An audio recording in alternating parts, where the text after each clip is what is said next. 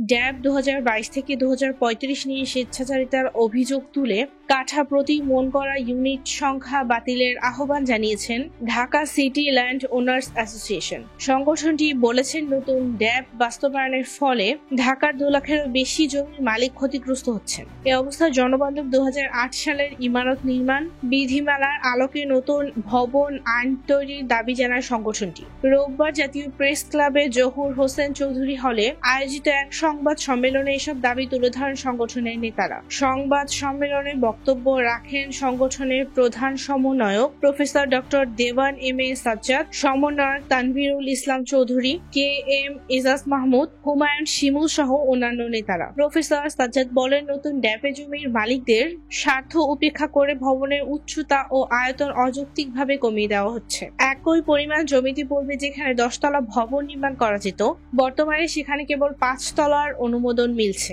এতে জমির মালিকরা ব্যাপক ক্ষতির সম্মুখীন হচ্ছেন। তিনি আরো অভিযোগ করেন, ড্যাবে কাঠা প্রতি ইউনিট সংখ্যা হ্রাস এবং এফএআর কমিয়ে দিয়ে রাজস্ব সংশ্লিষ্ট প্রতিষ্ঠানগুলি জমির মালিকদের ঠকিয়েছে এবং বৈষম্য সৃষ্টি করেছে। ড্যাব পাশ হওয়ার পর নিয়ম ভেঙে ঘুষের বিনিময়ে অনেক ভবন তৈরি হচ্ছে। ড্যাবের শক্ত আইন থাকলেও সেটি যেন ঘুষের ফাঁদে পরিণত হয়েছে। 3 বছর আগে ড্যাব কার্যকর হলেও এর মধ্যে ঢাকায় নদী নালা খাল-বিল দখল ও ভরাট হয়ে গেছে। সরকারের সেদিকে কোনো নজর নেই, বরং পরিকল্পিতভাবে কোনো নতুন রাস্তা তৈরি হয়নি। শুধুমাত্র কাগজে কলমে পরিকল্পনার মধ্যেই ড্যাব সীমাবদ্ধ রয়েছে। সংগঠনের নেতারা বলেন, সরকার ভবনের উচ্চতা নিয়ে বেশি মনোযোগী, অথচ নগর পরিকল্পনায় বাস্তবতার কোনো প্রতিফলন নেই। তাদের মতে যেভাবে ড্যাব বাস্তবায়ন হচ্ছে তাতে বহু মানুষের ঢাকা ছেড়ে দিতে হতে পারে, কিন্তু তাদের জন্য কোথাও কোনো বিকল্প আবাসনের পরিকল্পনা নেই। বক্তারা দাবি করেন, 3 বছর পর পর ড্যাব পরিবর্তনের কথা বলা হচ্ছে, কিন্তু ভবন নির্মাণ এমন কোনো বিষয় নয় যেটা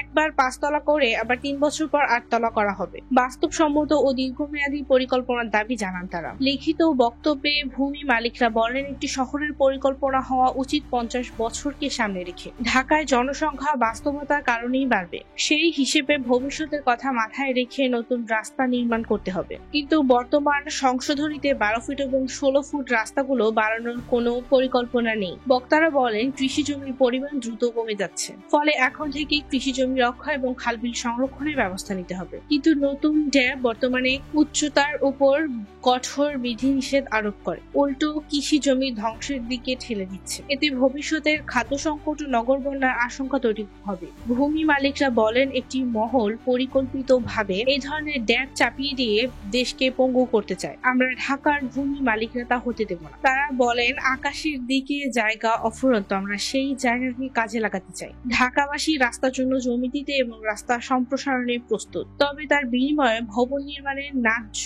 অধিকারও নিশ্চিত করতে হবে। ঢাকা সিটি ল্যান্ড ওনার্স অ্যাসোসিয়েশনের পক্ষ থেকে 4টি দাবি উত্থাপন করা হয়। 2008 সালের ইমারত নির্মাণ বিধিমালার আলোকে ড্যাব 2025 থেকে 35 ঘোষণা ও বাস্তবায়ন, বৈষম্যমূলক এফএআর সিস্টেম ও কাঠা প্রতি ইউনিট সংখ্যা বাতিল, নির্মাণ অনুমোদন প্রক্রিয়া সহজীকরণ, রাজুকের হয়রানি বন্ধ এবং ড্যাব সংশোধনী সংক্রান্ত সভাগুলোতে সংগঠনটিকে অংশীজন হিসেবে অন্তর্ভুক্ত করা। সংগঠনের প্রধান সমন্বয়ক ডক্টর সাজ্জাদ বলেন, আমাদের দাবি উপেক্ষা করা হলে আমরা দেশের সর্বোচ্চ আদালত এমনকি আন্তর্জাতিক আদালতের দ্বারস্থ হতেও পিছপা হব না। সংবাদ সম্মেলন শেষে ভূমি মালিকরা সাংবাদিকদের নানা প্রশ্নের উত্তর দেন।